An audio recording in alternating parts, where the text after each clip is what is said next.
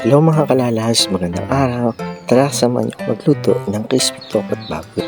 Kadalasan dito sa amin sa probinsya, kung ano lang yung meron kami na sangkap, yun na lang yung aming pinagkakasya o aming ginagamit.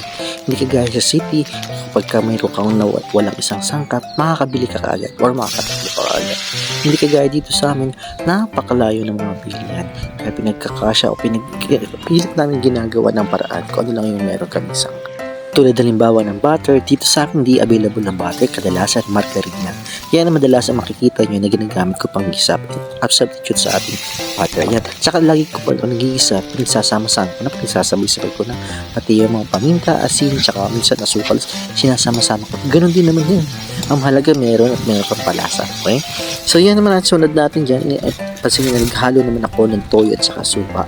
Pinagsama ko na rin. And usually, ang pamalit ko sa oyster sauce, toyo at saka asukal lang. Kasi dito kung bibili ka pa ng oyster sauce, layo pa ng bilihan, takaw pa sa oras, tipid pa, diba?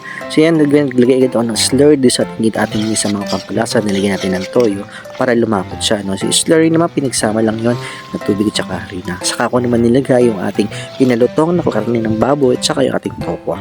Thank you sa panonood. Bye!